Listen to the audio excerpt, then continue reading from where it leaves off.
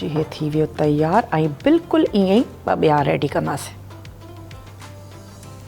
ख़्यालु छड़ो तव्हां इन ॻाल्हि जो रखंदव त तव्हांखे ब्रेड स्लाइसिस इन में डिप करे तव्हांखे छॾणा न आहिनि, बल्कि तव्हां उन ई वक़्तु उन्हनि खे कढी करे फ्राई कंदव, न त हे एॾा सॉफ्ट थी वेंदा त तव्हां इन्हनि खे हैंडल बि न करे सघंदा।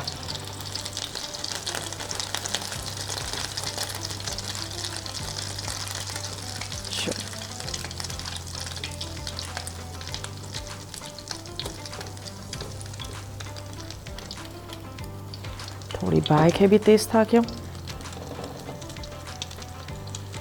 डिप करे बिल्कुलु बि तव्हां इनखे न रखंदव, छड़ो ब्रेड स्लाइसिस खे ऐड कजो चारई तरफ़ों सुठे तरीक़े सां। तव्हांजो इहो जेको रूह अफ़ज़ा जो मिक्सचर आहे इहो सुठे तरीक़े सां सोक थी वञे। दैट्स इट, बस। ऐं इहो जेको आहे असांजो थोरो 2-3 चिमचा आहे, इहो मां इन जे मथां थोरो ऐड थी कयां। बस थोरो उटलाईंदासीं त वरी बि ऐड कंदासीं।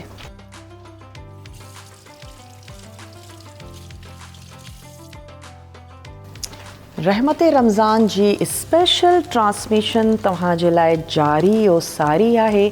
असांजी सॼी टीम जी उन में इलाही महिनत शामिल आहे।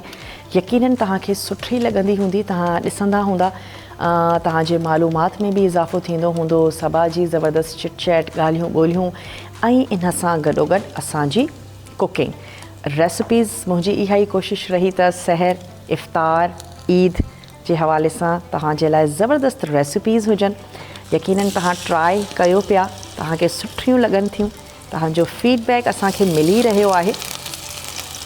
अच्छा, इन्हनि खे मां फ्राई थी कयां। हिकिड़ो ट्विस्ट सां गॾु अॼु असां ठाहिया आहिनि फ्रेंच टोस्ट। इन में असां ऐड कयो अथसीं रूह अफ़ज़ा, ऐं रूह अफ़ज़ा सां इन जो न सिर्फ़ु फ्लेवर ज़बरदस्त थी वियो आहे, बल्कि इन जो जेको कलर आहे उहो तमामु सुठो थो लॻे।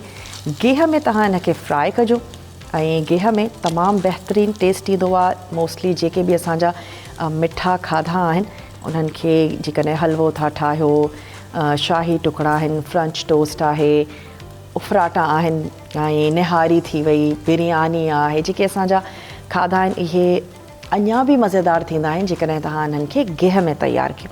त तव्हां इन्हनि खे गेह में तयारु कजो। हे थोरो मिक्सचर आहे, इहो बि मां हिन जे मथां ऐड थी कयां। बसि 2-3 चिमचा ई रहिजी वियो हो, इनखे बि ऐड था कयूं।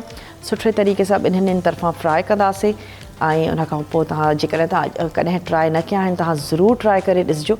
इफ़्तार में बि तव्हांजे घर भातियुनि खे ज़रूरु सुठा लॻंदा। जे दिलि चवंदी आहे इफ़्तार में त कुझु मिठो हुजे, कुझु नमकीन हुजे, कुझु चटपटो हुजे, हर तरीक़े जी दिलि चवंदी आहे त जेको फ्लेवर आहे उहो हुजे टेबल ते। कुझु कॾहिं थोरो मिठो तयारु कजो। चलो जी,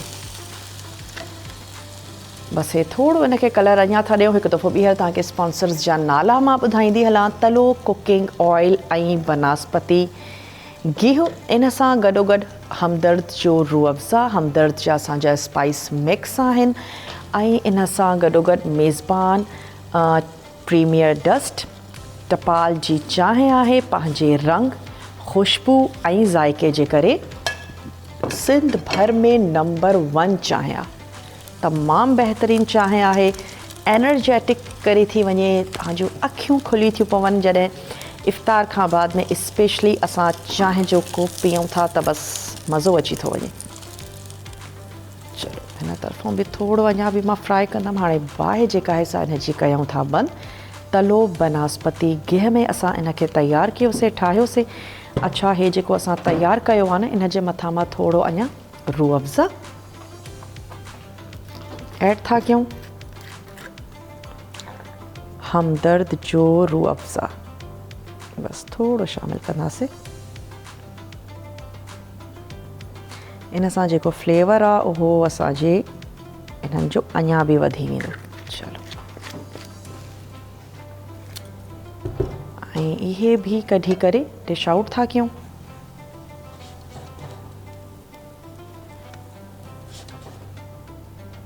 चलो जी, तमामु ख़ूबसूरत जेको रंग आहे उहो इन्हनि ते अची वियो आहे, ऐं इन में ऐड कयूं था थोरो कैरेमल सॉस। जेको तव्हांखे सुठो लॻे थो उन सां गॾु तव्हां हिनखे सर्व कयो। थोरो फ्रूट ऐड कयो, उहो बि सुठो लॻंदो आहे। अच्छा, उहे असांजा घर भाती, असांजा ॾिसण वारा जीअं असांखे हींअर जॉइन कयो आहे, ट्यून इन कयो आहे, अॼु जी जेका रेसिपी आहे उहा आहिनि फ्रेंच टोस्ट। तमामु ईज़ी रेसिपी आहे। मां टोटल 3 इंग्रेडिएंट्स जो हिन में इस्तेमालु कयो आहे। ब्रेड जो असां वटि स्लाइसिस हुया, मिल्क यानी त खीर, इन सां गॾोगॾु असां इन में ऐड कयोसीं बेदो, 3 शयूं थी वियूं। ऐं असांजो मेन इंग्रेडिएंट्स यानी रूह अफ़ज़ा, उहो असां शामिलु कयो अथसीं। असां हिन में खंडु मिलाइण जी असांखे ज़रूरत न पई आहे, कंहिं कलर खे ऐड करण जी ज़रूरत न आहे। ऐं तव्हां खीर, बेदो ऐं रूह अफ़ज़ा टिनिनि खे मिक्स कयो। मिक्स करण खां बाद में उन में ब्रेड जा स्लाइसिस ऐड कयो। डिप करे उनखे छॾिणो न आहे, छड़ो तव्हां हीअं बसि पंहिंजे साम्हूं डिप कयो, उथलायो ऐं उन खां बाद में तलो बनस्पति में तव्हां उनखे कंदव फ्राई। सुठे तरीक़े सां ॿिन्हिनि तरफ़ां गोल्डन फ्राई कयो। ऐं पेशेंस सां गॾु मां 2 स्लाइसिस गॾु फ्राई कयूं आहिनि। थोरा थिक हूंदा आहिनि फ्रेंच टोस्ट, त पोइ ॾिसण में बि सुठा लॻंदा आहिनि।